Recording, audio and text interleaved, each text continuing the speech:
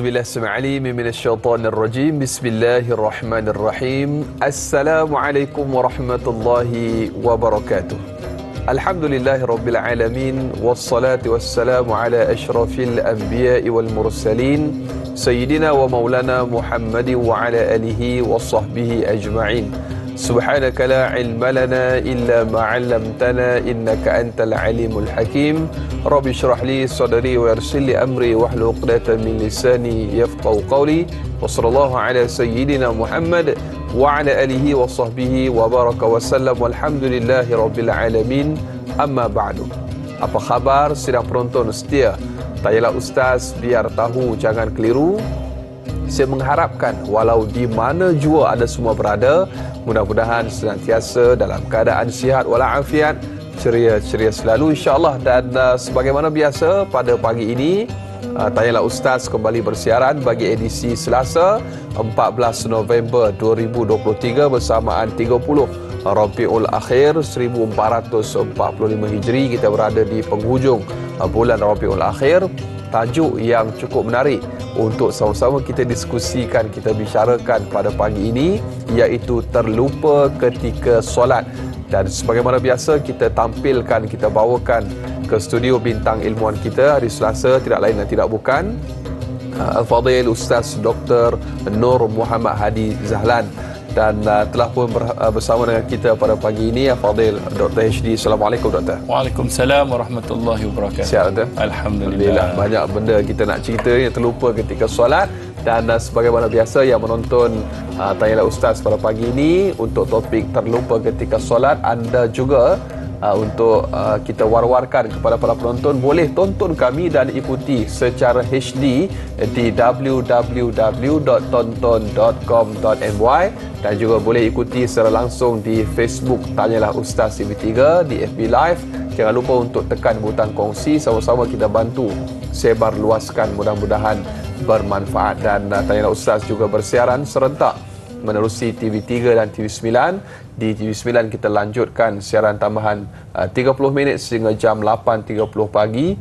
Jadi terus kekal menonton sehingga ke penghujung siaran insya-Allah. Dan lupa, para penonton dan juga Fadhil Doktor, lupa adalah satu sifat insani yang ada dalam diri insan dan juga manusia. Dan terutamanya terlupa ketika solat, lupa kunut, lupa jumlah bilangan rakaat, terlupa tahiyat dan lain-lain, antara perkara yang mungkin biasa terjadi dalam kehidupan setiap daripada kita, terutamanya ketika kita sedang solat.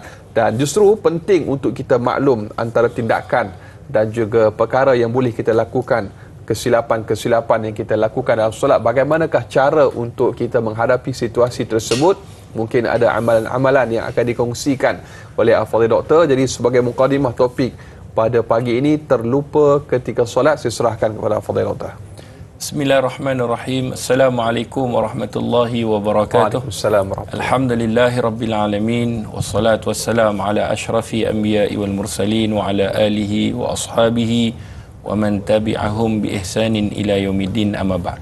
Alhamdulillah, pertamanya kita memanjatkan segala puji dan syukur kepada Allah kerana dengan limpah rahmat, kurniaan, anugerah yang Allah berikan, semoga kita tergolong dalam golongan orang-orang yang sentiasa syukur atas nikmatnya. Amin. Alhamdulillah. Terima kasih pada Dai Anas. Satu mukadimah yang saya rasa kita pun dah tahu apa yang kita nak bincangkan. Kepada semua kru Tanyalah Ustaz, semoga Allah merahmati, meredai, dan tidak dilupakan kepada para penonton setia dalam program Tanyalah Ustaz. Semoga ilmu yang kita dapat hari ini, khususnya dalam ilmu solat, menyebabkan kita diredai oleh Allah Subhanahu Wa Taala. Dan sebenarnya bila solat kita khusyuk, solat kita betul, maka itulah permulaan, itulah cara bagaimana kehidupan kita akan jadi lebih baik. Kerana bila solat kita terjaga, maka Allah Subhanahu Wa Taala sebut seperti mana dalam ayat suci Al-Quran, innas salata tanha anil fahsya'i wal munkar. Sesungguhnya solat ini dapat mencegah daripada perbuatan keji dan mungkar. Solat itu sendiri dia akan menjaga, jadi pelindung, jadi perisai. Maka kita nak perbaiki solat kita. Dan sudah pasti bila kita sebut, bila kita nak perbaiki, bila kita nak perbetulkan, maka di sana ada satu makhluk yang dia takkan duduk diam. Dia akan usaha untuk goda manusia, dia akan usaha untuk jadikan manusia ni lalai dalam solat dia. Siapa dia? Iaitulah iblis dan kuncu-kuncunya. Dan di dalam satu hadis Nabi sallallahu alaihi wasallam, jahat ni, orang kata memang jahatlah syaitan ni, mana ada baik. Jadi jahatnya syaitan ni, dia seperti mana dalam hadis yang dikeluarkan oleh Imamul Muslim di dalam sahihnya, kata Nabi sallallahu alaihi wasallam, ketika mana azan, maka syaitan ni akan berlari. Dia tak nak dengar azan. Jadi kalau pelik juga kalau ada orang bila azan dia pun tak nak dengar. Jadi syaitan pun ni geng aku ni. Jadi welcome to the club. Welcome to the club. Jadi sebab tu sahabat-sahabat, syaitan ni dia akan lari, dia tak nak dengar azan. Kemudian ketika mana orang dah iqamah, maka baru dia datang. Dia datang kenapa? Dia nak ganggu. Maka kata Nabi sallallahu alaihi wasallam, ketika itu dia akan mengingatkan manusia ini tadi tentang benda yang dia lupa.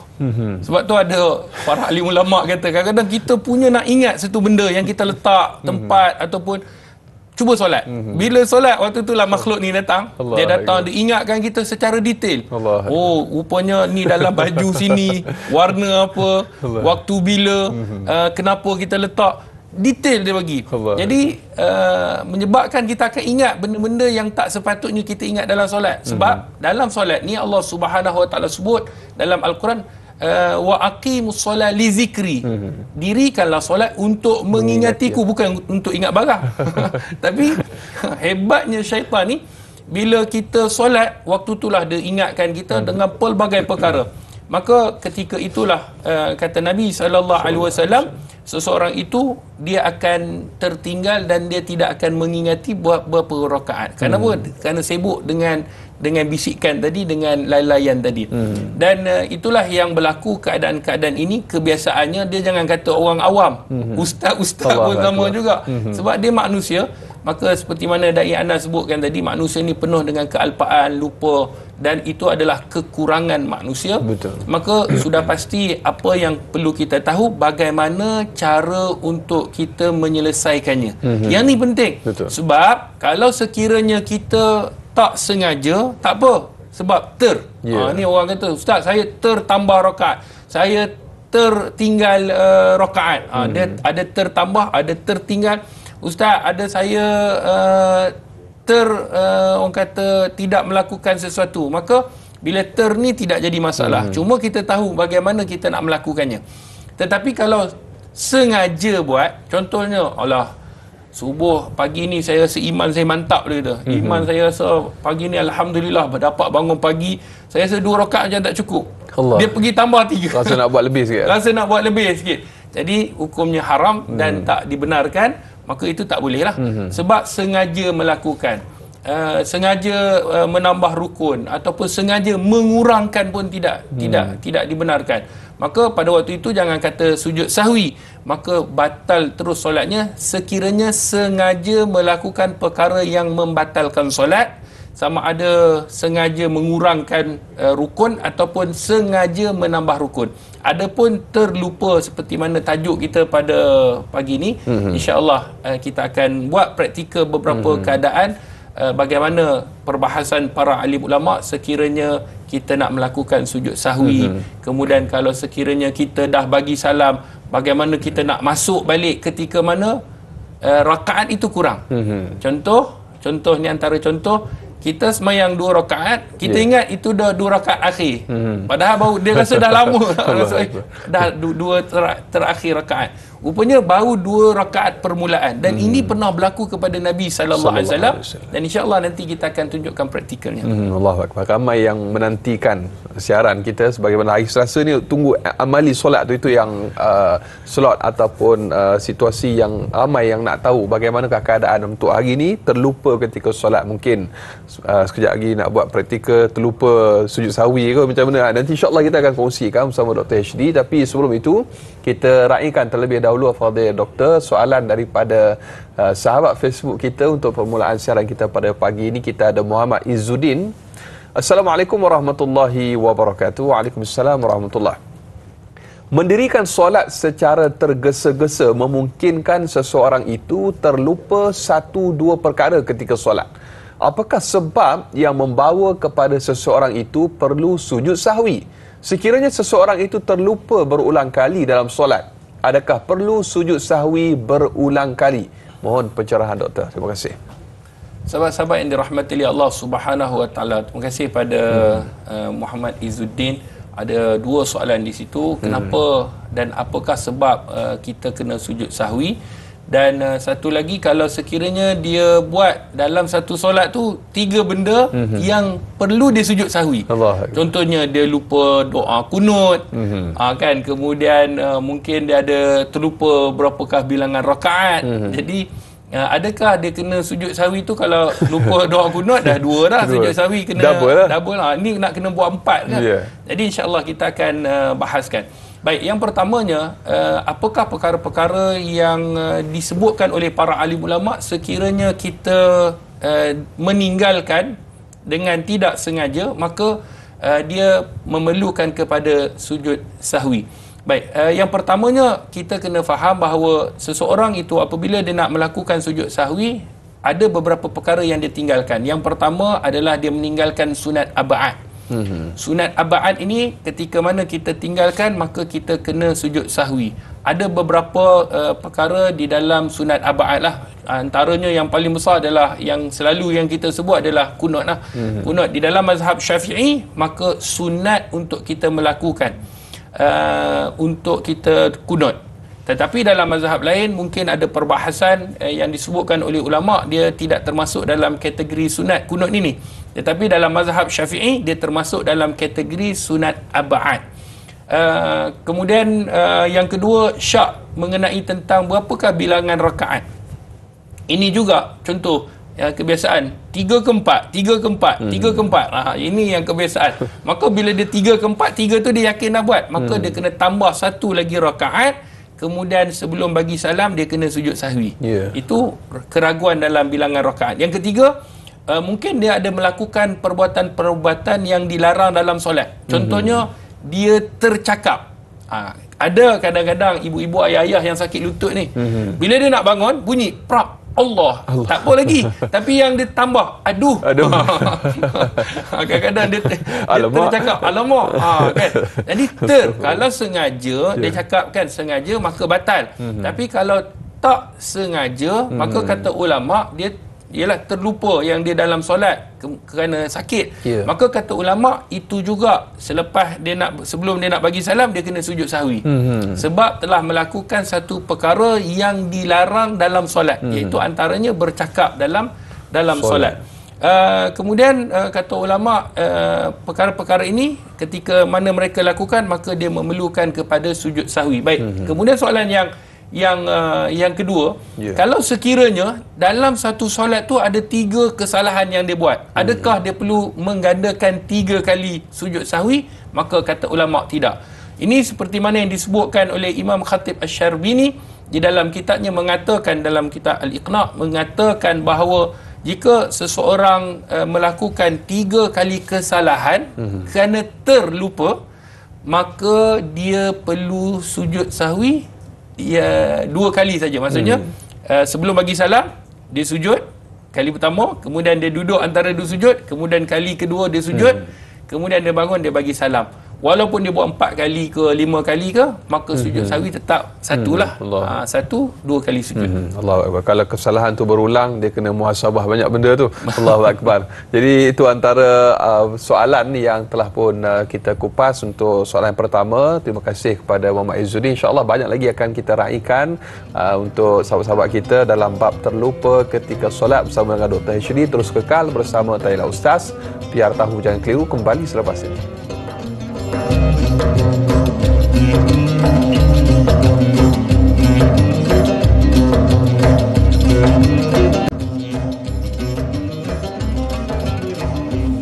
Alhamdulillah, kembali dalam Tayla Ustaz. Biar tahu jangan keliru, terlupa ketika solat. Kita masih lagi bersama dengan Dr. HD dan sebagaimana biasa yang telah pun kita war-warkan kepada anda para penonton Tanya Ustaz, Dr. HD akan bersama-sama kita untuk amali ataupun praktikal solat untuk terlupa ketika solat. Jadi sebagaimana biasa ada nota lah doktor. Di belakang kita ni terlupa dalam solat ataupun ketika solat. Mungkin boleh diceritakan atau dikongsikan sedikit kepada para penonton kita doktor. Baik, bismillahirrahmanirrahim. Terima kasih pada Dai Ana, sahabat-sahabat penonton yang dirahmati Allah Subhanahu Wa Taala. Bila kita sebut terlupa ni, maka ada beberapa perkara dan kita nak kena tahu cara bagaimana di dalam mazhab Syafi'i terutamanya. Ini antara perbezaan pandangan mazhab. Ada kadang-kadang kita lihat orang sujud sahwi selepas bagi salam. Ada orang yang sujud sahwi sebelum bagi salam. Jadi dalam mazhab Syafi'i, ini asas dia. Dalam mazhab Syafi'i sama ada tertambah ataupun terkurang sebelum bagi salam.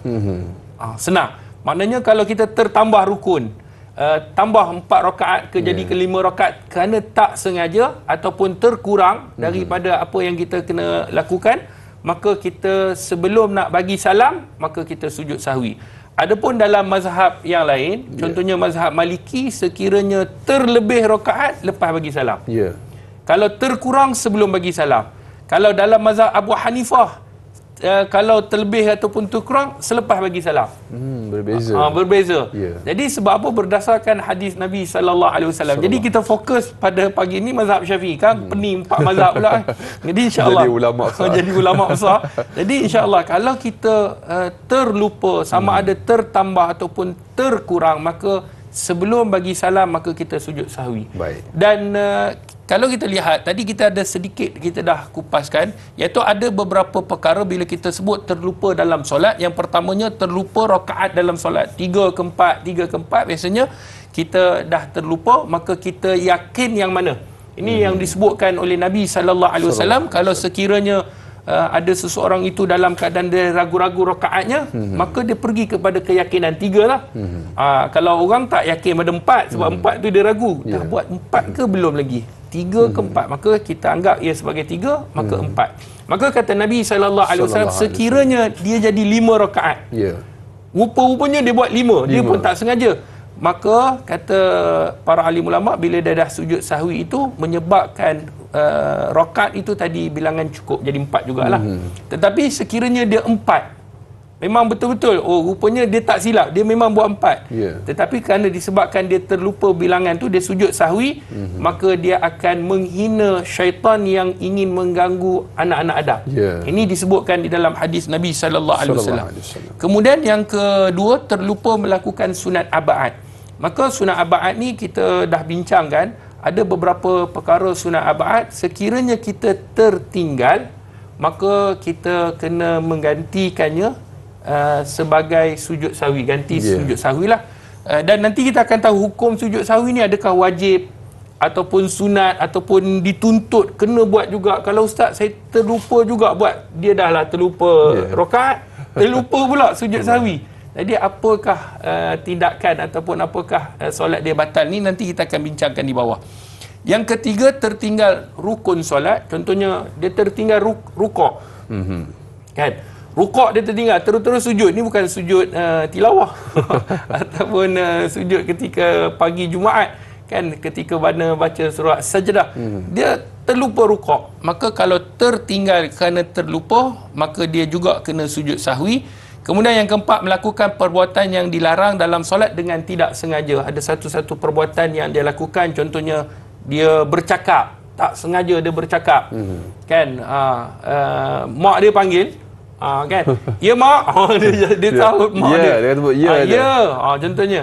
Jadi perkataan itu membatalkan solat sekiranya sengaja, tapi tidak sengaja, maka dia tidak jadi masalah, tetapi kena gantikan dengan sujud sahwi.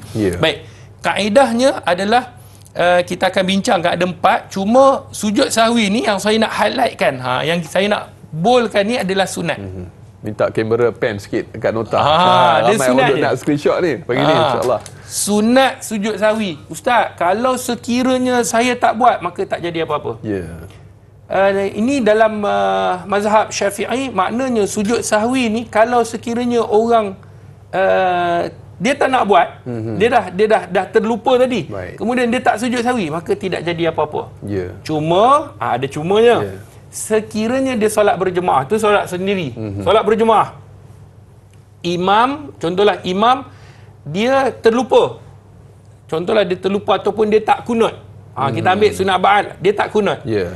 Kita makmum ni, imam tak kunut ni imam Malaysia ke, imam Mekah. Imam import. Imam import ni kan. Kita ingat ni imam Mekah ni apa. Allah. Tetapi solat kat Malaysia. Ya. Jadi ketika mana imam tu bagi salam, Ya. dia bagi Assalamualaikum, patutnya dia kena sujud sahwi kan. Betul. Okey, saya nak duduk. Saya nak tunjuk praktikal kan. Kan Ini kita situasi tengah terlupa kunut tadi. Ni imam, ada imam dah. Imam bagi salam. Assalamualaikum warahmatullahi. Assalamualaikum warahmatullahi. Kita sujud sahwi. Kita yang makmum. Kita yang ingat, kita tadi tak buat sunat ba'd. Kita kata dalam Imam Nawawi menyebutkan dalam kitab, kita ingat mungkin imam terlupa sujud sahwi. Baik. Maka kita sujud sahwi. Sunat saja. Imam bagi salam, dah bagi salam, kita sujud. Allahu Akbar. Duduk antara dua sujud. Sujud balik. Kemudian duduk seperti tahiyat ataupun tahiyat awal ataupun tahiyat akhir, tidak jadi masalah. Kemudian kita bagi salam. Assalamualaikum warahmatullahi. Assalamualaikum warahmatullahi. Sebab apa? Sebab imam tak buat dan kita yang solat kita tahu, maka kita buat. Kata di dalam kitab, dalam mazhab Syafi'i. Dah tak perlu baca tahiyat dah. Dah tak perlu baca tahiyat. Jadi kata ulama, sekiranya imam tak buat, kita yang tahu terlupa, maka kita kena buat. Walaupun imam tak buat. Ya. Tapi kalau kita solat sendiri dan memang kita lupa, dah tak ada imam, dah tak ada makmum, maka tidak jadi masalah. Sebab hukum sujud sahwi sama ada dengan imam ataupun sendiri, hukumnya sunat saja. Ya. Cuma ulama menggariskan, kalau dengan imam ni, mungkin imam dia tak nak buat. Tapi kita kata, tak buat kunut ni. Jadi kita yang dah tahu kita tak buat, maka kita gantikan dengan sujud sahwi, dan itu pun juga hukumnya sunat, bukan wajib. Ya. Maka hukumnya sunat. Baik, cara kaedah dia bagaimana? Kalau kita dah tengok tadi, cara yang saya dah buat tu kita dah faham. Cuma secara detailnya, nombor satu, selepas tahiyat akhir, baca tahiyat akhir ni, at-tahiyatul sampai habis, kemudian dah habis tu, terus sujud dan membaca Subhana man la yanamu wa la yashu. Maha suci Allah yang tidak tidur dan tidak lupa. Ustaz, panjang Ustaz. Dia kata tak hafal. Subhana man la yanamu wa la yashu ni panjang. Dia rasa dia tak hafal. Maka boleh bacaan dengan bacaan sujud biasa. Dia tidak jadi masalah sebab benda ni adalah sunnah je. Jadi kalau sekiranya kita tak hafal, kita nak gantikan dengan bacaan sujud biasa, dibenarkan juga. Berapa kali nak baca, maka boleh baca dalam 3 kali ataupun sekali. Jadi tidak jadi masalah. Kemudian duduk di antara dua sujud. Kemudian duduk di antara dua sujud ni sama ada kita nak baca seperti mana dalam solat, kan? Ataupun kita diam. Tidak jadi masalah. Kejap lagi saya tunjukkan praktikal. Yang ketiga, sujud semula dan membaca zikir yang sama, Subhana man la yanamu wa la yashu, sama ada dengan zikir ini ataupun zikir sujud, kemudian memberi salam tanpa membaca tahiyat akhir. Sebab tahiyat akhir dah buat. Contohnya begini, saya tunjuk. Kita tengah tahiyat akhir ni. Okey, habis ni kan? Kita dah habis, patut kita bagi salam. Disebabkan kita terlupa, maka kita sujud sahwi. Allahu Akbar. Subhana man la yanamu wa la yashu 3 kali, ataupun zikir dengan zikir sujud. Duduk di antara dua sujud, sama ada kita nak membaca zikir duduk di antara dua sujud ataupun diam. Yang penting sedikit tamakninah, tidak jadi masalah. Kemudian kita sujud kembali, membaca dengan zikir tadi. Kemudian kita duduk tahiyat ataupun duduk tahiyat awal, tidak jadi masalah tanpa membaca tahiyat akhir. Dan bagi salam. Assalamualaikum warahmatullahi. Assalamualaikum warahmatullahi. Selesai.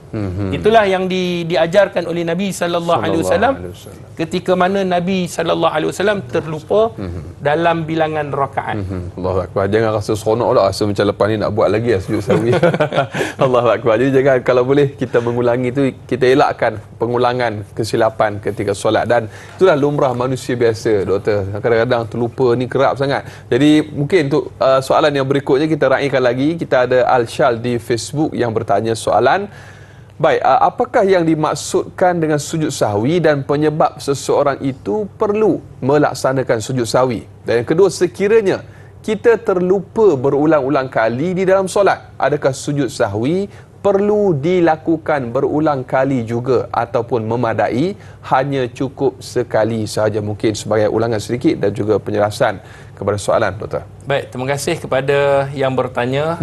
Sahabat penonton yang dirahmati oleh Allah, kalau kita tengok dalam zikir ni kan, kalau boleh abang kameraman kita, perkataan yas'u ni dia adalah perkataan yang disebut dalam bahasa Arab, iaitu lalai lah. Maknanya kita lalai dalam solat. Sebab tu kita doa Maha Suci Allah yang tidak tidur dan tidak lalai. Maka sujud sahwi ni adalah sujud kerana lalai. Itu yang disebut sah. Kan? Jadi sujud kerana lalai itu makna dan maksud sujud sahwi. Jadi kita sujud seperti mana yang saya tunjukkan tadi. Maknanya sujud ini hukumnya sunat saja. Sama ada kita tertambah rukun ataupun tertinggal rukun, tetapi dengan syarat dia mesti kalau sengaja tak boleh. Kalau maka tidak jadi masalah, maka dia kena sujud sahwi dan hukum sujud sahwi itu adalah sunat saja. Kemudian kata para ahli ulama, sekiranya dia mengulangi ataupun dia melakukan 3 kali kesalahan ataupun lebih daripada sekali, maka sebelum nak bagi salam dah lepas tahiyat akhir, maka dia hanya melakukan sujud sahwi seperti mana tadi. Maknanya 2 kali sujud, kemudian bagi salam. Walaupun dia buat 4 kali ke 5 kali ke kesalahan dalam solat, maka sujud sahwi itu hanya dilakukan sekali dengan 2 kali sujud. Allahu Akbar. Tu mudah-mudahan terjawab soalan sahabat kita bertanya. Dan nota yang ada di belakang ni kalau boleh tangkap layar, screenshot dan sebar-sebarkan insya-Allah untuk nota terlupa ketika dan juga dalam solat. Banyak lagi akan kita kongsikan untuk topik kita pada pagi ini, terlupa ketika solat. Terus kekal bersama Tanyalah Ustaz, biar tahu jangan keliru.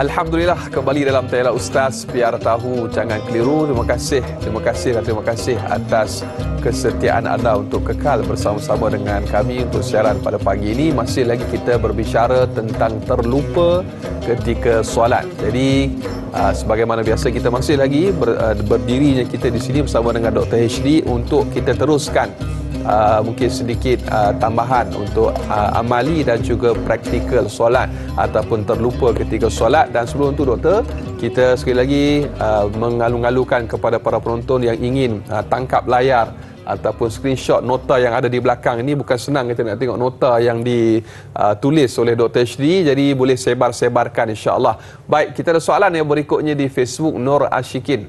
Soalannya, bagaimanakah caranya bila kita solat dan secara tidak sengaja atau mungkin terlupa kita tertinggal satu rakaat?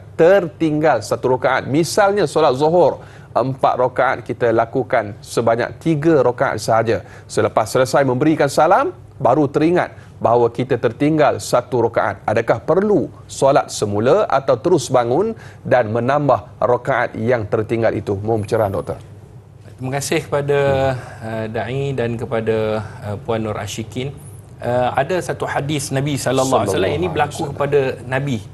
Bila berlaku kepada Nabi, maka sahabat melihat bagaimana cara Nabi sallallahu alaihi wasallam melakukan ketika mana Nabi tertinggal beberapa rakaat. Di dalam sebuah hadis baginda Nabi sallallahu alaihi wasallam, Nabi pada ketika itu solat, dalam riwayat ada kata Zuhur, ada kata Asar. Yang penting solat 4 rakaat. Tiba-tiba Nabi buat 2 rakaat. Lepas habis, ada seorang sahabat nama Zulyadain. Dia kata, "Ya Rasulullah, adakah solat telah dipendekkan?" Kan? Maknanya satu, Nabi tertinggal rakaat, maknanya lagi 2 Nabi tertinggal. Kemudian yang ketiga, Nabi bercakap. Yang keempat, bukan saja Nabi bercakap, kata ulama, Nabi berjalan. Nabi berjalan dan Nabi bertanya kepada sahabat, betul ataupun tidak. Maka pada ketika itu sahabat kata betul. Maka apa yang Nabi buat? Nabi sambung balik. Allahu Akbar. Cumanya kata ulama, kadar itu jangan terlalu lama. Kan? dia pergi sembang dulu, pergi makan dulu. Memang kita makan Siap dulu. lepak kedai, Saya lepak kedai. Betul ke saya tadi tertinggal? Yang tu melampau orang kata. Jadi kena ulang balik. Kalau sekiranya dalam pandangan uruf, kata ulama, pandangan uruf ni kadar yang disebutkan oleh di dalam kitab seperti mana Al-Majmu' Syarah Al-Muhazzab, iaitu kadar panjang itu jangan melebihi 1 rakaat. Dengan kadar membaca surah Al-Fatihah, kemudian dalam kalau 1 rakaat ni selalunya tak sampailah seminit je lah, seminit. Macam tu lah, seminit setengah. Maknanya lebih daripada tu dianggap sebagai dah terlalu lama. Jadi pendek itu kadarnya 1 rakaat. Ini disebutkan oleh para alim ulama. Dan dalam hadis tadi, kita kembali pada hadis, bila Nabi SAW tertinggal lagi 2 rakaat kerana terlupa, maka ditegur oleh seorang sahabat nama Zulyadain. Apa yang Nabi SAW buat? Nabi sambung balik. Contoh selalunya bila kita ni rakaat kedua patut tayat awal, dia tayat akhir. Kan? Nanti saya tegur doktor. Okey. Saya pun bagi saya. Assalamualaikum warahmatullahi wabarakatuh. Dia selalunya yang jadi macam ni semayang seorang. Kebiasaan. Tapi kalau jemaah tak kalah semua masjid terlupa, dahsyat sangat. Memang hebat syaitan ni.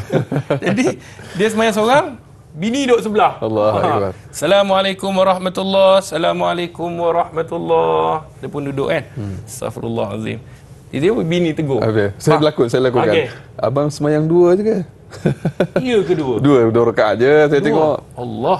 Jadi dia boleh bersembang tu bukanlah bersembang pada kadar yang orang kata ulama bukanlah yang lara. Tetapi ingat kan, dia hanya tanya macam Nabi sallallahu alaihi wasallam bercakap dengan Zulyadain dan bertanya kepada sahabat, betulkah aku semayang kurang? Maka sahabat kata, benar ya Rasulullah.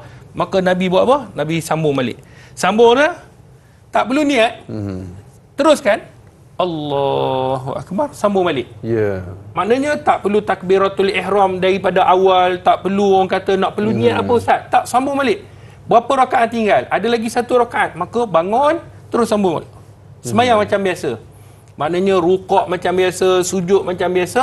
Kemudian selepas daripada ni, bayangkan kalau kita tinggal 3, dah 2 rakaat lagi tadi kita tinggal, kita dah sambung 2 ataupun lagi 1 rakaat yang kita mungkin dah tak buat, tertinggal. Bayangkan kita dah lengkap dah lengkap rakaat. Sebelum bagi salam, sujud sahwi.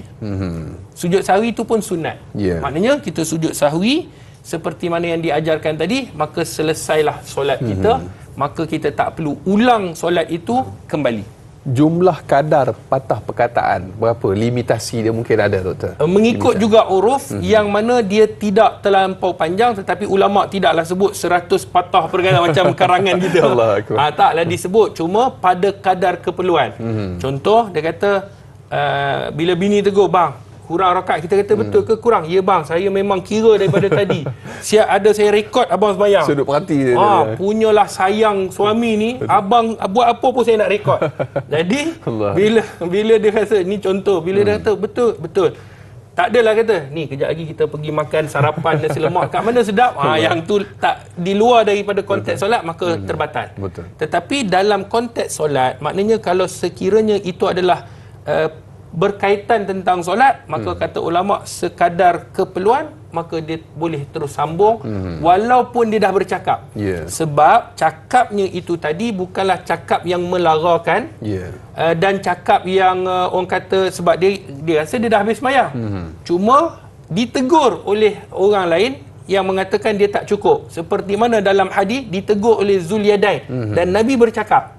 Bila Nabi bercakap dan Nabi berjalan dalam riwayat, maka bila Nabi tahu Nabi kurang, Nabi sambung balik tanpa Nabi mengulangi solat daripada awal. Maka dalil ini menunjukkan, ni hadis sahih, menunjukkan kalau sekiranya dalam soalan tadi, maka dia boleh sambung saja terus solat tanpa ulang daripada awal.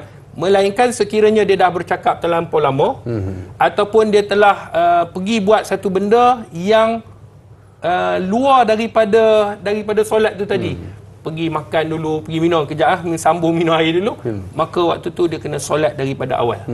Kalau dia rasa macam saya rasa kena solat semula lah, walaupun boleh dia tambah sahaja rakaat, tapi dia rasa lebih sedap dia nak solat semula, dia mengulangi solat, boleh doktor betul macam mana? Dia tidak jadi masalah, tetapi rugilah sebab ia sebenarnya ilmu saja. Yang datang kau kena solat semula adalah syaitan. Sedangkan Nabi dah tunjukkan praktikal yang mudah untuk kita faham tentang ilmu.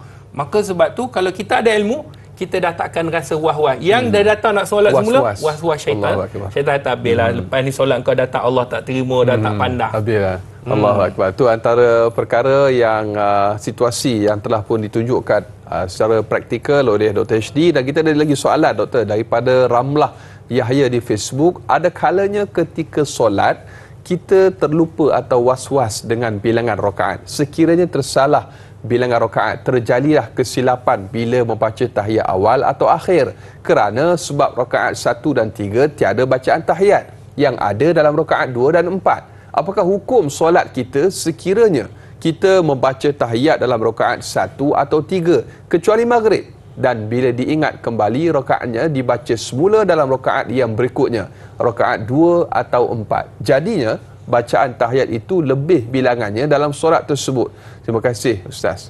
Mungkin sedikit pencerahan. Terima kasih kepada Ramlah. Alhamdulillah, panjang benar soalannya. Yang ringkasnya macam ni, senang saya bagi satu situasi. Sebab dia bagi 2-3 situasi. Dia terlupa buat rakaat satu. Contoh, dia semayang. Ni rakaat pertama ni, dia dah ingat tu. Dia ingat tu adalah dia dah tengah-tengah semayang sebab bergaduh dengan bini punya pasal. Geram aku, bini aku ni asyik kata keluar salah, tak keluar salah kan. Balik lewat salah, balik awal pun salah. Serba salah. Ni contoh. Ni contoh. Dalam semayang tu dia mengepek orang Kelantan tu. Blebel. Membebel dalam diri ni. Sampai terlupa dia rakaat tu baru rakaat pertama. Tiba-tiba apa yang berlaku ni saya tunjuk praktikal. Dia dah rukuk kan. Dia iktidal, kemudian dia sujud, tiba-tiba dia rasa itu rakaat kedua, dia pergi buat tahiyat awal.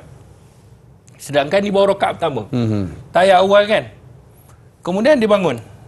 Waktu dia bangun, dia tengok, rakaat tadi rakaat pertama, baru pertama. Kenapa aku pergi tahiyat awal? Adakah tahiyat awal telah selesai? Itu soalannya. Maka kata ulama tidak. Setiap rukun kena buat pada tempatnya. Kalau kita buat tahiyat awal kerana tidak sengaja, kalau sengaja batal. Tidak sengaja pada rakaat pertama, bila kita solat rakaat kedua, dah solat rakaat kedua ni, buat tahiyat awal. Sebab apa? Itu tempat tahiyat awal. Maka selepas daripada membaca tahiyat akhir, dah rakaat yang terakhir tu sujud sahwi. Maknanya kesimpulannya kita kena buat rukun itu di tempatnya. Walaupun kita telah mendahului, telah buat di awal. Contohnya kita kunut rakaat pertama, tiba-tiba kunut. Baru rakaat pertama kunut. Semangat kunut nazilah. Dia bukan tempatnya di situ. Tempatnya adalah pada rakaat yang kedua. Maka bila sampai rakaat kedua dia tak boleh, tadi dah buat kira okey lah tu. Tak, dia kena buat di tempatnya. Dalam mazhab Syafi'i, lepas daripada rukuk, maka waktu itu kita kena kunut, maka kena lakukan di tempatnya. Jadi mudah kita faham, setiap rukun buat pada tempatnya. Walaupun kita dah buat di awal, maka bila sampai tempat itu kita kena buat. Sebab tu kalau orang selalunya kan, kalau kita tengok solat maghrib, dia masuk-masuk, imam tahiyat tengah tahiyat rakaat kedua, dia rakaat pertama dia ikutlah. Kejap lagi rakaat kedua dia buat lagi, rakaat ketiga, tiap-tiap rakaat ada tahiyat. Sebab memang dia tak boleh tadi dah buat kan, dah buat dengan imam tadi tahiyat akhir, kira kita skip lah. Dia bukan jenis skip ni. Jadi kita kena buat rakaat ketiga, kena buat juga tahiyat akhir. Walaupun pada rakaat kedua tadi kita tahiyat awal, imam tahiyat akhir, kita kena buat. Jadi itu cara melakukan pada tempatnya setiap rukun dan apa yang perlu kita buat. Biasa solat subuh berjemaah juga doktor dan juga para penonton. Bila kita dapat hanya satu rakaat solat subuh, bermakna kita perlu kunut di rakaat kedua, tetapi saya tengok ada segelintir terutamanya kanak-kanak ataupun pelajar remaja lah, mereka tidak melakukan kunut dan kita nak tegur pun serba salah kan, jadi rasa hati pula kan. Jadi mungkin sedikit pesanan doktor pada para penonton yang solat masbuk dan sebagainya. Sahabat-sahabat yang dirahmati oleh Allah, bila kita masbuk kunut, betul macam yang disebutkan tadi, kita tiba-tiba imam dah kunut rakaat, dia rakaat kedua, kita rakaat pertama, maka rakaat yang kedua kita kena kunut, sebab itu tempat kunut macam yang kita sebut tadi, maka kita kena buat. Sekiranya dia tak buat, dia terkategori kunut ni sunat abad, maka sunat kita sujud sahwi. Tapi kalau dia tak buat juga sujud sahwi, maka solatnya tetap sah. Kurang pahala lah. Kurang pahala lah. Itu bahasa kita rugilah bahasa kita. Ya Allah. Baik, berikutnya doktor, kita ada Sahziatus Sidik untuk soalan yang berikutnya di Facebook.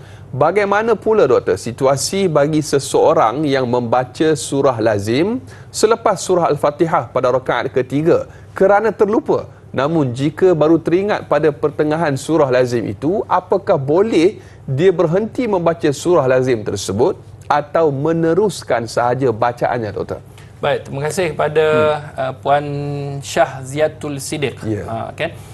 Bila kita sebut tentang membaca surah, dia sebenarnya dalam mazhab Syafi'i ada dua qaul. Qaulul qadim dengan qaulul jadid. Qaul yang lama dengan qaul yang baru. Kalau qaul yang lama, memang disunatkan untuk membaca surah walaupun rakaat ketiga dan rakaat keempat. Baik. Adapun qaulul jadid, qaul yang baru, semua duduk berdasarkan hadis Nabi SAW. Maka kata dalam mazhab Syafi'i, tidaklah digalakkan untuk membaca surah pada rakaat ketiga dan yang keempat. Cuma sekiranya dia nak baca, maka tidak jadi salah. Sebab ia adalah benda yang disebut sebagai tambahan. Baik. Maka kalau rakaat pertama tak baca surah pun tak apa. Kan? Dia dah habis Fatihah, nak cepat punya pasaran sebab nak pergi program Tanyalah Ustaz contoh. Nak kejar tiket nak kejar ada tiket nak pergi naik kapal terbang, dia tak baca surah, tak membatalkan solat dia. Ataupun dia nak baca juga surah, maka tidak jadi masalah. Sebab tu membaca surah dia tak perlu berhenti. Bila dia dah baca, teruskan je lah. Kalau baca Qul huwallahu ahad, ingat rakaat ni tak perlu baca, terus dia berhenti. Teruskanlah, dia dah baca, tidak jadi masalah. Bila dia nak teruskan, tak perlu berhenti kerana ia adalah perkara tambahan dan tidak kira sebagai membatalkan solat. Cuma Da'i, kalau ada masa sedikit lagi, saya nak tunjukkan beberapa perkara sekiranya kita terlupa, dalam kategori terlupa juga. Tadi kalau kita kata tertambah ataupun terkurang rukun. Baik, bila dia tertinggal, yang ada orang yang lupa kebiasaannya tahiyat awal. Dia tahu tahiyat awal tapi dia dah bangun berdiri. Adakah dia boleh duduk balik? Yang ni selalu orang tanya juga. Contoh saya buat praktikal. Kadar pergerakan dia dekat limit dia dekat mana. Bila dia sujud, ni sujud kali kedua. Rakaat kedua patutnya dia tahiyat. Patutnya dia tahiyat, tetapi dia terlupa. Baik. Dia ingat waktu dia dah sujud, dia ingat ketika mana dalam keadaan kadar dia begini, contohlah. Dia belum berdiri sempurna. Tegak tak tegak lagi lah. Kalau sekiranya dia dah berdiri sempurna, teringat, dia tak boleh duduk balik. Kata ulama, sekiranya duduk boleh batal solat dia. Baik. Tapi kadar macam ni, dah berdiri ke? Belum lagi. Contoh tengah berdiri, tahiyat, dia boleh duduk balik. Baik. Kadarnya jangan berdiri secara sempurna. Bila dah berdiri secara sempurna, maka dia teruskan solat. Baik. Tetapi sekiranya dia masih lagi belum berdiri dengan sempurna, contoh baru begini, belum tahiyat, dia duduk balik. Boleh. Yang tu selamat lah tu. Itu selamat lah ni, dekat lah dia kata. Tapi kalau dia dah hujung-hujung macam ni, dia nak berdiri, tak sempurna lagi, belum tahiyat lagi, dia duduk balik. Allah. Tapi janganlah bercakap. Mujur dia kata. Mujur ingat. Jangan cakap, dia duduk balik. Dia tahiyat. Kemudian perlu ataupun tidak dia sujud sahwi, tak perlu, sebab dia masih lagi dalam kadar yang dibenarkan. Sekiranya dia dah lepas, kan, sebab duduk tahiyat awal ni sunat abad. Bila dah terlepas, baru teringat, dia dah berdiri, baru teringat, maka dia sunat untuk sujud sahwi sebelum daripada bagi salam. Ini yang disebutkan. Kemudian ada juga orang yang was-was ataupun dia terlupa surah. Terlupa surah ni antara benda yang terlupa juga. Kadang-kadang bila kita semayang, imam terlupa, dia baca surah. Contoh, dia baca dalam surah Al-Baqarah, wabashiril ladzina amanu wabashiril ladzi wabashiri sangkut. Kan, jadi makmum belakang pun bukan tak hafal. Kan, tak hafal.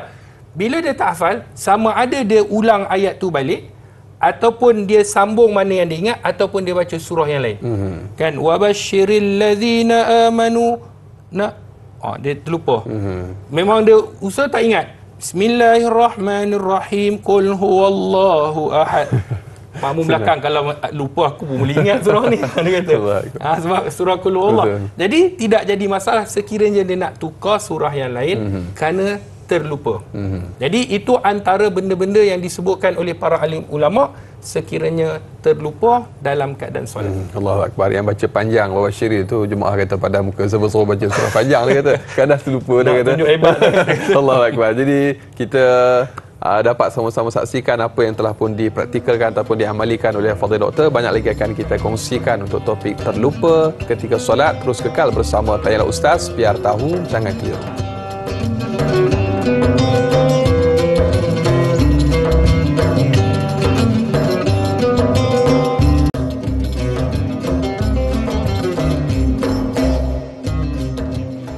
Muslimin muslimat yang dirahmati oleh Allah Subhanahu wa taala.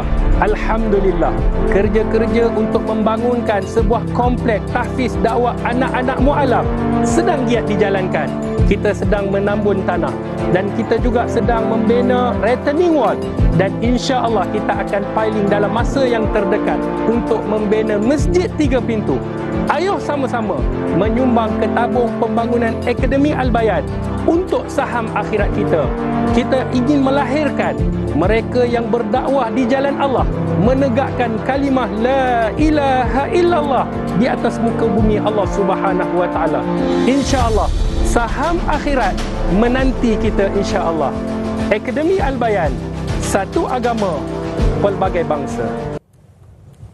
Alhamdulillah, para penonton, kompleks tahfiz dakwah anak-anak mualaf yang pertama di Malaysia, Akademi Al-Bayan, yang diusahakan oleh Al-Fadhil Ustaz Dr. HD kita. Mungkin perkembangan terkini, Ustaz, progres ramai para penonton yang nak sama-sama untuk usaha murni ini. Mungkin sedikit pencerahan, Dr. Bismillahirrahmanirrahim. Alhamdulillah, summa alhamdulillah, summa alhamdulillah. Kita syukur pada Allah kerana dengan usaha bersama Akademi Al-Bayan dan sahabat-sahabat penonton yang mempunyai jiwa dakwah, yang mempunyai jiwa untuk nak menyumbang, alhamdulillah kita sedang usaha untuk membangunkan sebuah kompleks tahfiz dakwah anak-anak mualaf yang pertama di Malaysia. Kerja-kerja kita minta kebenaran daripada Majlis Pembandaran Alor Gajah sedang kita usahakan. Alhamdulillah kita dapat respon yang baik, sambutan yang baik daripada pihak majlis. Di sana ada teguran-teguran yang kita nak jadikan kompleks ini satunya adalah salah satu kompleks yang dakwah menjadi salah satu contoh juga, insya-Allah. Lepas tu kita minta kebenaran, kita ikut peraturan seperti mana yang ditetapkan, dan alhamdulillah kerja-kerja timbunan telah selesai. Retaining wall dalam keadaan 70% kita dah usaha siapkan, dan insya-Allah kerja-kerja piling ini sementara kita nak tunggu retaining wall dan kerja-kerja piling kita dah bawa masuk mesin dan sebagainya. InsyaAllah kita akan mulakan tak lama lagi, insyaAllah. Dan sahabat-sahabat yang dirahmati oleh Allah Subhanahu wa taala, kita buka ruang untuk sama-sama kita mendirikan satu kompleks untuk menegakkan la ilaha illallah. Alhamdulillah, para penyumbang daripada Malaysia sendiri, Singapura, daripada Thailand, Indonesia, Brunei, dia datang. Dan alhamdulillah mereka memberikan sokongan rupanya. Semalam saya jumpa dengan seorang dengan pasangannya, suami isteri datang daripada Singapura. Semata-mata dia nak berjumpa, dia nak tengok, dan dia memberikan sumbangan, dan alhamdulillah syukur kita. Sebab tu sahabat-sahabat yang dirahmati oleh Allah, apa yang kita usahakan ini adalah untuk menegakkan dan menyebarluaskan kalimah la ilaha illallah. Ini merupakan dakwah baginda Rasulullah. Sebab tu kita nak dakwah ini berterusan sehingga hari kiamat, dan kita nak juga ia merupakan saham akhirat. Sebab tu seni bina ni kita buat. Sebab bila dalam berdakwah kepada kalangan yang masih lagi belum memeluk agama Allah, mereka kadang-kadang tertarik daripada seni bina seperti mana di Andalus. Di Andalus ni seni bina itu menjadi satu tarikan kepada orang-orang Eropah. Di Morocco khususnya, mereka datang, mereka tengok kehalusan seni bina dalam masjid. Lagi-lagi kita ada kepelbagaian budaya bangsa di sini. Ada orang kata bila masuk Islam, masuk Melayu. Ya, kerana apa? Kerana dia sebenarnya orang Melayu ni ialah sinonim dengan agama Islam, dengan menerima Islam, dan sebab itu mereka khawatir tertinggal bangsa mereka. Tetapi alhamdulillah, tagline kita pun satu agama pelbagai bangsa. Sebab tu bila kita buat seni bena, kita ada seni bena Melayu, kita ada seni bena India, kita ada seni bena Cina. Di mana? Di komplek Dewan Solat itu. Dan bila dia masuk, tak kiralah apa warna kulit kamu, bahasa kamu. Bila kamu solat, kamu mengagungkan Allah. Kamu menyembah Allah yang satu. Maknanya kita masuk dalam agama Allah. Dan kepelbagaian bangsa situ ada, wujud. Dan akhirnya mereka faham tentang Islam, mereka menerima Islam dan mereka boleh berdakwah dengan kaum mereka, dengan bahasa kaum mereka. Inilah cara baginda Nabi SAW melakukan gerakan dakwah ketika mana untuk nak menyebarkan agama Allah Subhanahu Wa Taala. Nabi minta Zaid untuk mempelajari bahasa Yahudi, dan Zaid mempelajari bahasa Yahudi dalam masa 14 hari. Allah. Hebat Zaid. Sebab tu sahabat-sahabat yang dirahmati Allah, ayo sama-sama kita menyokong. Kita boleh dengan kita back-in duit, dengan sedekah subuh esok, nanti bila sampai hari Jumaat, jangan lupa Pertubuhan Akademi Al-Bayan set awal-awal, dan kita boleh menyumbang. Dan insya-Allah kita jangkakan pada tahun 2025 dengan izin Allah, dengan semua berkat daripada sahabat-sahabat yang kita selalu mendoakan kesejahteraan. Semoga pada hujung 2025 komplek ini telah siap dengan izin Allah Subhanahu Wa Taala. Dan kita juga bukan saja kita meminta sebenarnya, kita juga usaha dengan menjual sambal teriak. Insya-Allah makan tu memang teriak nak beli lagi lah. Teriak ni teri tu sebenarnya ikan bilis. Kita tambahlah riak tu, jadilah Malaysia sikit. Teri ni dalam bahasa Indonesia. Sebab tu teri tu huruf besar, ikan bilis. Jadi sambal ikan bilis dia ada dua perisa, satu pedas manja kan, satu lagi volcano. InsyaAllah dia penuh dengan ikan bilis. Boleh beli dekat Shopee, boleh tengok, stok pun tak banyak, tinggal sedikit saja, tapi kita akan perbaharui insyaAllah. Setiap pembelian kita ada di sana sumbangan untuk pembangunan. Maknanya makan pun dapat, sumbang pun dapat, pahala pun dapat, ganjaran pun dapat. Ini usaha kita insya-Allah. Jadi sahabat-sahabat yang dirahmati Allah Subhanahu Wa Taala, ayo sama-sama kita menyumbang ke tabung pembangunan Akademi Al-Bayan. Sekarang ni piling, kita nak piling ni, maka satu batang tiang 400.5. Boleh kongsi dengan adik-beradik, boleh kongsi dengan jiran tetangga, boleh kongsi dengan siapa-siapa. InsyaAllah 400.5 dia merupakan yang kita nak piling di dalam bumi ni untuk dinaikkan.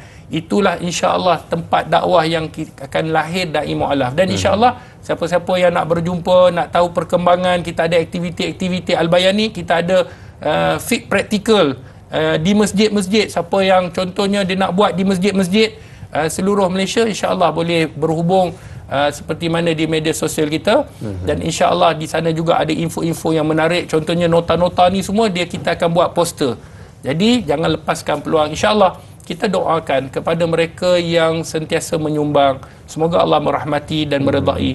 Kalau yang ustaz saya tak mampu nak menyumbang, doa kepada kami itu juga cukup berharga bagi kami dan sebar-sebarkan. Semoga saham akhirat menanti kita dan berkekalan sehingga di sana nanti kita akan masuk syurga bersama dengan Nabi sallallahu alaihi wasallam. Amin, insya-Allah. Mudah-mudahan ingat saudara sedang penonton, apa yang kita simpan akan habis, yang kita infakkan, yang kita berikan di jalan Allah itulah kekal milik kita selama-lamanya. Jadi terus kita menyumbang dan bantu dengan cara menyokong dan juga sebar luaskan. Mudah-mudahan ramai lagi akan turut sama-sama dengan inisiatif Akademi Al-Bayan ini insya-Allah. Dan saudara sedang penonton, sudah tak salah kita telah pun sampai di penghujung siaran di TV3. Kita akan sambung lanjutan 30 minit siaran tambahan di TV9 untuk topik terlupa ketika solat. Banyak lagi akan kita kongsikan. Terus kekal bersama Tailah Ustaz, biar tahu jangan keliru. Akademi Al-Bayan membawa impian besar untuk melahirkan golongan pendakwah yang berupaya menyebarkan syiar Islam dengan menggunakan bahasa yang difahami oleh bangsa mereka sendiri, sekaligus menjadikan mereka ini sebagai aset terpenting umat Islam. Ayo, sama-sama kita santuni mu'alaf agar mereka mengenal Islam.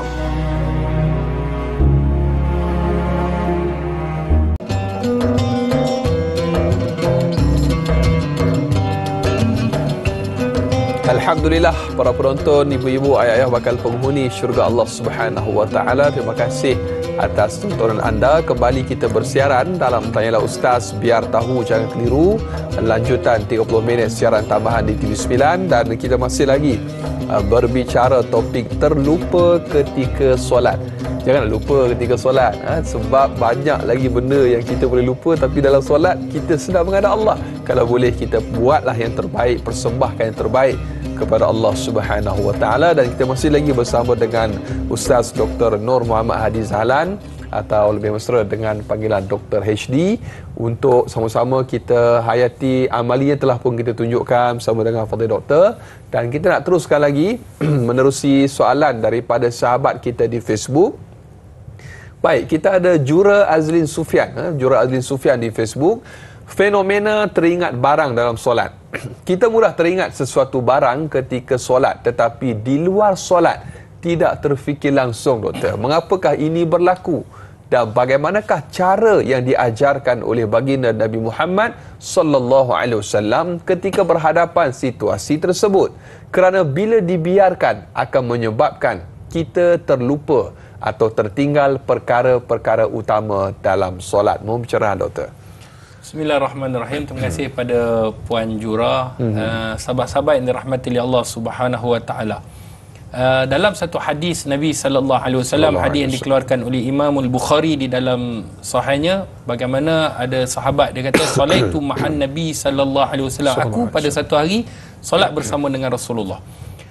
Kemudian selepas daripada solat, Nabi SAW waktu tu solat asar. Disebutkan dalam riwayat Bukhari, solat asar. Bila habis daripada solat, Nabi terus bangun. Habis, Assalamualaikum warahmatullahi, Assalamualaikum warahmatullahi, Nabi terus bangun. Macam nak cepat. Nak cepat. Nabi masuk rumah Nabi. Kemudian dalam beberapa ketika, sahabat ni tengok macam pelik. Nabi dalam keadaan tergesa-gesa. Kemudian Nabi SAW keluar. Bila Nabi SAW keluar, Nabi SAW menyebutkan bahawa dia sebut kepada sahabat, dia kata, sesungguhnya aku teringat ketika mana aku solat. Ni Nabi sendiri, ketika mana aku solat, waktu aku menunaikan solat, aku teringat ada emas yang aku simpan. Ada emas yang aku simpan, yang mana emas ni dia perlu diberikan. Maka kerana itu, aku masuk dalam rumah, lepas habis solat aku masuk, aku pergi ambil supaya dia tidak bermalam pada waktu petang dan pada waktu malam di rumahku. Maknanya benda tu perlu diserahkan kepada tuan dia. Maka sebab tu Nabi SAW selesaikan. Kata para alim ulama, seperti mana dalam Imam Ibn Hajar Al-Asqalani syarah kepada hadis ni, yang pertama, Nabi tak ulang. Solat tu Nabi tak ulang. Maknanya kalau solat yang mana, ialah sebab Nabi teringat ketika solat. Sebab tu habis solat Nabi terus pergi. Nabi tak adalah tengah-tengah solat Nabi keluar. Tak, Nabi selesaikan solat, Nabi pergi ambil emas tu, Nabi bawa keluar, Nabi ceritakan kepada para sahabat. Jadi Imam Ibn Hajar Al-Asqalani dalam syarah dia Sahih Bukhari, dia mengatakan, Fathul Bari, dia mengatakan bahawa Nabi tak ulang solat tu. Bererti kalau sesiapa yang solat, dalam ketika dia solat tu dia teringat barang ke apa saja yang dia teringat, maka yang pertama jangan dilayan. Dah ingatlah, alhamdulillah tu rezeki lah. Teringat duit RM50 letak belakang. Kadang saya pun letak belakang handphone ni kadang-kadang kan. Waktu tu lah kita tengah-tengah sengkek orang sebut kan. Allahu Akbar, punya bagus syaitan ni kan. Ada RM50 belakang handphone. Takkan kita nak pergi buka? Betul lah ada. Betul lah ada. Saya pun baru ingat. Ada RM50. Bukti ada. Betul-betul je. Betul-betul. Bukan cobaan. Jadi kita takkan nak pergi buka. Betul lah. Alhamdulillah, cantik. Kita tengok belakang iPad tu ada. Tab tu ada lagi tu. Ada lagi. Jadi lepas daripada tu, kita janganlah pergi buka. Habis solat baru kita tengok. Sebab tu kata ulama, bila kita teringat barang, itu satu rezeki. Maknanya Allah ingatkan kita, ialah syaitan lah yang duk ingatkan kita. Cuma kita jangan layan. Oh betul lah, bila aku pergi letak duit ni, Kemudian duit RM50 ni kalau belanja pergi kejap lagi beli ni beli tu, dia pergi kira pula ada lagi, dia siap tangan ada lagi RM20 baki. Jadi jangan diikut. Bila diikut itu yang menyebabkan kita tidak khusyuk, sedangkan dalam solat khusyuk. Maka ulama menyebutkan bagaimana hadis Nabi tak ulang, maka tak perlu ulang lah. Betul. Itu yang pertama. Kemudian bagaimana cara untuk kita orang kata supaya tidak diganggu oleh syaitan. Ada satu hadis Nabi SAW, hadis yang dikeluarkan oleh Imam At-Tirmizi di dalam sunannya. Ada nama syaitan yang ganggu solat ni. Nama syaitan ni dia ada nama, diberikan nama Khanzab. Ini disebutkan dalam hadis Nabi, bila kamu solat maka akan datang Khanzab. Khanzab ni kerja dia apa? Dia melalaikan kamu. Maka kata Nabi SAW, ketika mana kamu solat dan dalam keadaan itu dia nak melalaikan kamu, maka kamu kena buat apa? Kamu kena isti'azah. Isti'azah maksudnya kamu kena menyebut a'udzubillahi minasyaitonirrajim. Kemudian summa yanfus ala yasari. Kemudian dihembuskan di sebelah kiri kamu. Praktikalnya begini, kita sambil duduk kan. Okey. Bila kita tiba-tiba kita diganggu oleh syaitan ataupun syaitan dia cuba untuk nak melalaikan kita, maka kita menyebut, ni dalam hadis, kita menyebut 3 kali. A'udzubillahi minasyaitonirrajim. A'udzubillahi minasyaitonirrajim. A'udzubillahi minasyaitonirrajim. 3 kali kita sebut. Tapi jangan terlampau suara kuat. Contoh kalau kita semayang berjemaah, janganlah A'udzubillahi minasyaitonirrajim. Imam pun terkejut. Siapa imam ni? Jadi kita sebut pada kadar kita dengar. Betul. Kalau solat sendiri ataupun berjemaah. Kemudian summa yanfu ni kemudian kita hembuskan. Pergi belah kiri sikit, berpaling sikit, tiup. Ataupun kita keluarkan sedikit air liur. Meludah. Macam orang kalau mimpi tengah malam tu buat kan, isyarat ludah. Kan bangun-bangun tu auzubillahi minasyaitonirrajim, tengok suami sebelah, ini masa dia kahak tu. Contohnya. Jadi jangan begitu, dia menghembuskannya. Ludah, isyarat. Kenapa? Kerana nak bagi tahu syaitan, kau takkan dapat untuk menggoda aku. Sebab tu kata ulama, itulah cara bagaimana kita nak dan Nabi ajarkan kalau sekiranya kita nak hindarkan daripada penyakit gangguan syaitan yang menyebabkan kita boleh terlupa ataupun menyebabkan kita boleh was-was. Sampai satu tahap was-was dia, tahap ini ramai orang perempuan kadang-kadang dia rasa macam keluar angin di jalan hadapan. Dan begitu juga lelaki kadang jalan belakang. Jadi kata Nabi dalam hadis yang sangat jelas, Nabi kata ketika mana kamu ada sautan, kamu dengar bunyi boom, tentu kamu kentut bunyi dengar, itu bau batal. Ataupun kamu dapati reh tu bau, bau petai, jadi barulah batal solat kamu. Kalau sekiranya macam rasa keluar, kadang-kadang dia angin tu dekat celah paha kita, kata ulama, dia keluar bukan melalui jalan belakang tetapi kadang-kadang di celah paha, maka itu tidak membatalkan solat. Dipelipat kita. Baik, seterusnya doktor, kita ada Zai Azrin bertanya, bukan Ai Azrin lain. Baik, apakah yang perlu dilakukan sekiranya kita berada di posisi tahiyat akhir? Tiba-tiba kita keliru sama ada kita berada di rakaat ketiga atau keempat sedangkan kita telah membaca bacaan tahiyat. Apa yang perlu dilakukan doktor? Baik, sahabat-sahabat yang dirahmati oleh Allah, bila kita dalam posisi kita dah tahiyat akhir, tetapi kita ke 3 ke 4, kita datang was-was. Dan kata Nabi SAW, pergi kepada keyakinan 3 tu lah. Maknanya kita bangun. Sebab 3 ke 4, 4 kita ragu-ragu. 3 tu kita tahu. Maka kita anggap kita dah 3, kita sambung satu lagi untuk cukupkan 4. Ketika mana kita dah baca tahiyat, kita dah sebut kaedah dia tadi. Kaedah dia, setiap rukun perlu diletakkan pada tempatnya. Jadi rakaat ketiga tidak ada tahiyat. Maka pada waktu itu rakaat keempat baru ada tahiyat. Menyebabkan kita dah tersilap tadi, kita pun bangun. Dan bila rakaat yang keempat baca tahiyat akhir semula, kerana itulah tempat dia. Kemudian sebelum bagi salam, sujud sahwi seperti mana yang kita jelaskan tadi. Allahu Akbar. Dan saudara-saudara penonton, fenomena lupa adalah satu perkara yang sebenarnya cukup berbahaya kerana terkadang ianya boleh sehingga tahap meragut nyawa. Sebagaimana contoh kita lihat situasi yang berlaku, ada yang terlupa anak dalam kereta. Jadi lupa ni perlu kepada orang kata apa, muhasabah dirilah, dan mungkin ada beberapa amalan yang boleh kita lakukan tambahan, insya-Allah akan dikongsikan lagi bersama dengan Dr. HD. Terus kekal bersama Tayra Ustaz, biar tahu jangan keliru, kembali selepas ini.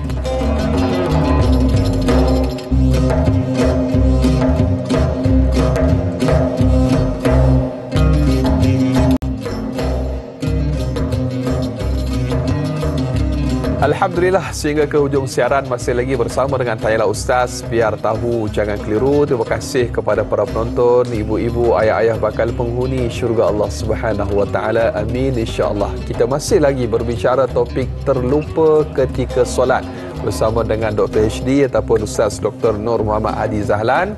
Banyak yang telah pun kita kupas, kita kongsikan situasi-situasinya dengan amali ataupun praktikalnya untuk para penonton. Terima kasih atas soalan dan juga kemusykilan yang telah pun diajukan kepada kita di Facebook Tanyalah Ustaz TV3, yang menonton di FB Live. Jangan lupa sekali lagi saya wawarkan dan juga mohon kepada para penonton untuk tekan butang kongsi, sama-sama kita bantu sebar luaskan insya-Allah. Baik doktor, kita ada soalan dan juga situasi yang berikutnya daripada Puan Ruby Abu Bakar di Facebook. Doktor, bagaimana pula jika terjadinya situasi seseorang itu ketika solat tiba-tiba blackout ataupun terpadam lampu dan sebagainya, dan terlupa rakaat atau bacaan surah ketika itu, dan apakah perlu diulangi soalan tersebut? Tengah solat doktor, lita pintah berlaku, terkejut terlupa, dah lah terkejut melatah pula tu. Jadi sedikit pencerahan doktor. Baik, bismillahirrahmanirrahim. Terima kasih pada Puan Ruby. Bila kita sebut mengenai blackout ataupun terpadam dan dia terlupa rakaat, maka yang mana dia syak? 3 ke 4, maka kita pergi kepada 3 tadilah. Kemudian dia terlatah, kan? Pop, sebab bunyi tu dia tak pop. Dia pun cakap, Allah, lampu tak ada pula. Contoh. Jadi kalau tercakap ini tidak membatalkan solat. Kalau tetapi dia perlu digantikan dengan sujud sahwi. Tadi dia dah satu terlupa rakaat, yang kedua dia dah ataupun dia melakukan satu benda yang dilarang dalam solat kerana tidak sengaja, maka dia hanya perlu melakukan sujud sahwi, itu pun sunat. Dan sujud sahwi walaupun macam yang kita sebut 3-4 kesalahan, maka dia hanya melakukan 1 kali sujud sahwi dengan 2 kali sujud. Dan ketika dia membaca surah dia terlupa, maka bila dia baca surah dia terlupa, surah ni merupakan satu benda yang sunat. Contohlah kalau dia baca Al-Fatihah, kita ambil yang wajib lah. Sebab kalau yang surah ni dia terlupa dan dia nak recap balik, dia tak ingat, maka dia boleh pergi terus ke surah yang dia rasa confident dia hafal, antaranya surah-surah lazim, maka itu tidak jadi masalah. Cuma bila dia baca, contoh dia tengah baca Ar-Rahmanir-Rahim, pak blackout, dia kata baca mana tadi dia terlupa, maka apa yang dia perlu dia buat, maka dia ulang balik Al-Fatihah. Sebab kalau sekiranya dia Ar-Rahman-Rahim terus ihdinas siratal mustaqim, contohlah, patutnya Rahman Rahim Maliki Yaumiddin tu dia tertinggal, maka tinggalnya satu ayat menyebabkan ia merupakan rukun. Kalau sekiranya tidak sengaja tak apa, tapi kalau sekiranya dia tak yakin, maka lebih baik dia ulang balik. Maknanya dia mulakan Al-Fatihah daripada yang pertama. Itu sekiranya bacaan dalam solat, khususnya Al-Fatihah. Kemudian kalau sekiranya surah, maka kata ulama tidak jadi masalah, dia ingat saja mana-mana surah yang dia hafal. Allahu Akbar. Mudah-mudahan terjawab soalan sahabat kita yang bertanya. Dan berikutnya doktor, kita ada Kak Ju Zabidi di Facebook.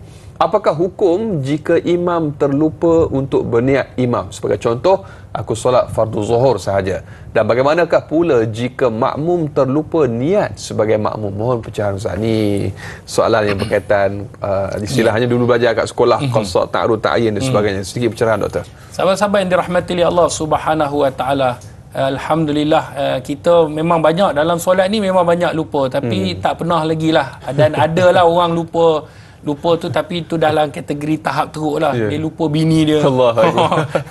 Lupa anak tinggalkan anak. Lupa anak karet. Itu dahsyat lah. Jadi sahabat-sahabat yang dirahmati oleh Allah, bila kita sebut tentang niat, maka kita kena tahu niat ini yang mana wajib. Iaitu wajib ni usolli fardhu zuhr. Sahaja aku solat fardu zuhur. sahaja aku solat ini, dia merupakan kategori untuk membezakan antara ibadat dengan adat. Qasad. Qasad. Maknanya dia ni buat ibadat ke dia buat adat. Adat ni kadang-kadang nampak macam dia solat tapi rupanya dia senaman. Tetapi kalau dia dah niat, itu adalah masuk dalam kategori ibadat. Kemudian fardu. Fardu ni dia merupakan nak membezakan antara fardu dan sunat. Adakah dia nak buat fardu ataupun sunat? Kemudian zuhur, dia nak memerlukan kepada pembezaan antara fardu tadi, fardu mana? Zuhur ke, asar ke, maghrib. Yang berbaki, yang 4 rakaat, makmum, tunai ke, kredit ni semua ni kerana Allah Ta'ala ni semua tu sunat. Kalau sekiranya dia dah duduk depan, memang dia confirm imam. Kalau dia tiba-tiba ada lagi depan, itu jenazah. Tak ada dah. Tapi kalau dia duduk belakang, dia duduk belakang imam, takkan dia nak aku ni imam ke makmum? Confirm makmum. Duduk belakang jadi buat imam. confuse lah. Buat confuse. Jadi dia dah duduk belakang, dia makmum, walaupun dia tak lafazkan, maka kata ulama cukup dengan 3 usolli fardhu zuhur, dah menepati daripada syarat niat itu tadi, maka solatnya sah. Dah terangkat niat. Dah terangkat niat. Tak payah nak confuse, nak pening-pening kepala. Baik.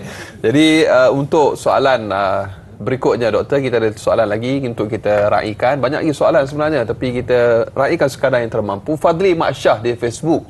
Baik, apakah puncanya, doktor, yang menyebabkan kita sering terlupa? Adakah faktor sumber makan dan minum kita yang mempengaruhi perkara tersebut?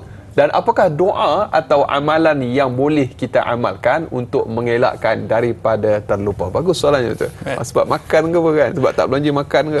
Gurau je, doktor. Terima kasih kepada Encik Fadli. Saya teringat dulu waktu saya belajar, bila kita terlupa kan?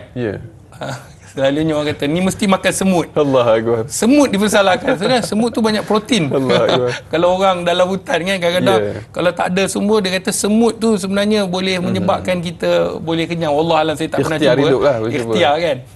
Tapi bila terlupa ni, orang kata ni banyak makan semut ni. Tak tahulah kalau Dayana sama juga. Tak pernah. Tak pernah lagi. Tak pernah. Allah Akbar. Mungkin saya je lah orang. Kalau dulu di sekolah-sekolah dulu, dia kata banyak makan semut ni, banyak terlupa. Baik, antara faktor kita terlupa dalam solat, yang pertama kerana disebabkan, yang pertama tidak melakukan persediaan yang rapi. Sebab tu kita jangan tergesa-gesa. Bila kita tergesa-gesa, maka ia menyebabkan banyak benda kita akan tertinggal. Sebab apa? Sebab kita akan nak cepat. Kadang-kadang dia sebenarnya dia boleh pergi awal. Tak apa, tunggu iqamat baru kita berlari pergi. Bila dia berlari, yang tu dia dalam keadaan dia termengar, dalam keadaan dia letih. Itu yang pertama. Yang kedua, selesaikan tugas apa yang perlu sebelum solat. Sebab tu Nabi SAW hukum, kalau minggu lepas, tengok minggu lepas punya. Sebab tu kena kongsi, kena share. Kalau kita kongsi, share, orang lain dapat manfaat. Yang minggu lepas kita cerita tentang makruh, perbuatan makruh dalam solat. Antaranya ketika mana makanan dah dihidangkan. Yang masalah lupa ni bila kita teringat makanan tadi tu. Kan kita tengok capati pula tu contohnya. Allah, sedap kan. Jadi kita akan jadi terlupa. Sebab tu Nabi kata, kalau kamu rasa nak buang air kecil, buang air besar, pergi buang dulu. Supaya dalam solat tak terganggu. Kemudian kalau sekiranya ada makan, pergi makan dulu. Kalau mengantuk, tidur dulu. Jadi kata ulama, dia menyebabkan kita bila solat tu kita dah konsisten. Kita dah. Kemudian yang ketiga, kita kena fokus. Maksudnya kita kena fokus. Dia khusyuk ni fokus lah. Kita tahu bacaan Fatihah, kita tahu makna, dan kita kena menghayati bahawa kita sedang berhadapan dengan raja sekalian raja. Maka dia akan menyebabkan kita akan orang kata akan terpelihara daripada sifat lupa. Dan apa doa-doa yang boleh kita amalkan? Antaranya doa yang boleh kita doa minta kepada Allah, iaitu Allahumma zakirni ma nasitu. Cuba ulang, cuba ikut ustaz. Allahumma zakirni ma nasitu.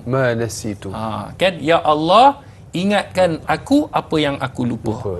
Itu doa pendek saja doa dia. Jadi kita doa, ya Allah, ingatkanlah aku apa yang aku lupa, apa yang aku jahil, maka engkau ajarkanlah kepadaku. Dalam bahasa Melayu pun boleh, tidak jadi masalah. Dan ada para alim ulama sarankan, dia ini pandangan ulama sarankan, sebelum solat maka kita baca surah An-Nas. Supaya apa? Terpelihara daripada bisikan syaitan. Sebab surah An-Nas, surah Al-Falaq, surah Al-Ikhlas ni dia ada kekuatan masing-masing. Surah An-Nas daripada bisikan was-was syaitan. Surah Al-Falaq kita minta perlindungan Allah daripada manusia-manusia ataupun makhluk-makhluk yang jahat.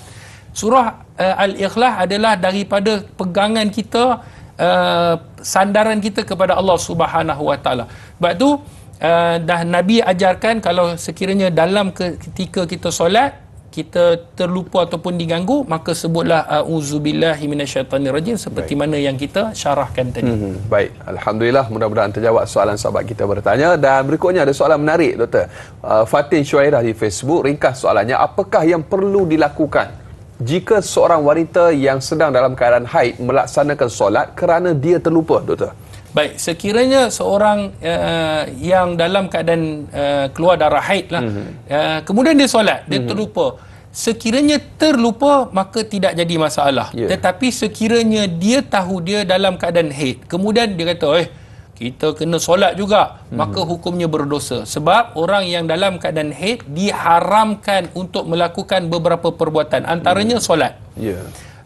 Kenapa? Kerana dia ibadat yang perlu kepada suci. Jadi kalau terlupa dia dah solat, maka adakah dikira sebagai solatnya tu sah? Maka kata ulama, kalau sekiranya dia tak solat pun, maka dia tak perlu qada pun solat tu. Yang perlu qada adalah puasanya. Adapun solat tak perlu qada dan tak perlu digantikan. Maka kata ulama, sekiranya terlupa, maka tidak jadi masalah. Tapi kalau sengaja, maka hukumnya haram dan berdosa. Allah Akbar. Mudah-mudahan terjawab soalan Fatin Syuairah, sahabat kita di Facebook yang bertanya. Banyak lagi, Doktor, yang kata, Ustaz, kami pun nak tanya juga, raikanlah soalan kami. Minta maaf kerana kita dah kesentukan masa. Banyak lagi sebenarnya akan kita kongsikan mungkin pada episod yang akan datang, pastinya dengan soalan-soalan yang lebih menarik untuk kita kupas dan juga kita kongsikan berkaitan dengan solat. Untuk hari ini siaran terlupa ketika solat, kita telah pun sampai di penghujung siaran, dan sebagai khulasah ataupun kesimpulan 3 pelan tindakan untuk dikongsikan kepada para penonton untuk topik terlupa ketika solat, Doktor. Sahabat-sahabat yang dirahmati oleh Allah Subhanahu Wa Taala, yang pertamanya, jangan kita rasa risau, rasa kecewa, kerana kita kena tahu sifat manusia itu adalah sifat yang lemah. Manusia ni Allah Subhanahu Wa Taala mengetahui bahawa manusia ni penuh dengan kesilapan, penuh dengan kealpaan, maka sudah pasti kealpaan itu Allah Subhanahu Wa Taala akan memberikan kerahmatan dan Allah memberikan kasih sayang kepada mereka yang usaha. Jadi jangan rasa kecewa, jangan rasa orang kata susah hati, kerana di sana adanya hukum hakam yang diajarkan oleh Nabi sallallahu alaihi wasallam. Itu yang pertama. Yang kedua, kita kena usaha untuk mempelajari ilmu khususnya dalam bab ibadat kita. Kenapa? Kerana bagaimana kalau sekiranya kita terlupa, kita tahu apa tindakan yang perlu kita buat sehingga menyebabkan solat kita sama ada sah ataupun tidak. Sama ada dia diterima ataupun tidak. Maka kita kena belajar. Sebab tu belajarlah, walaupun kita dah faham, bagi lagi kita faham.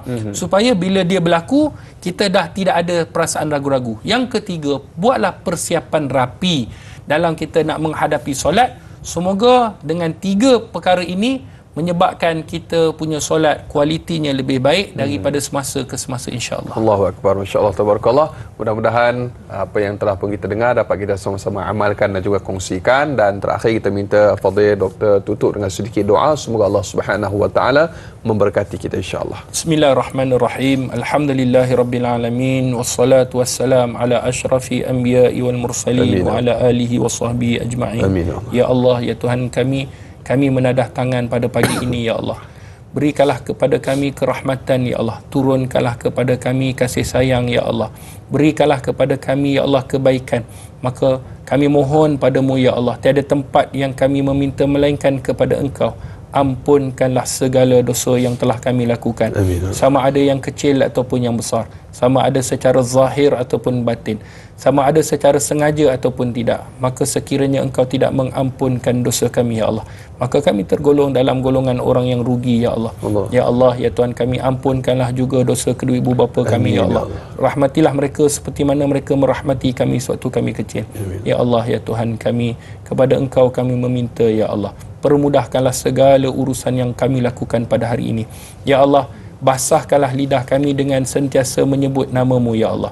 Permudahkanlah lidah kami, ya Allah, untuk sama-sama kami berzikir kepadamu. Amin. Ringankanlah tubuh badan kami untuk melakukan ibadah kepadamu. Amin. Ikhlaskanlah hati kami, ya Allah, untuk buat kerana-Mu, ya Allah.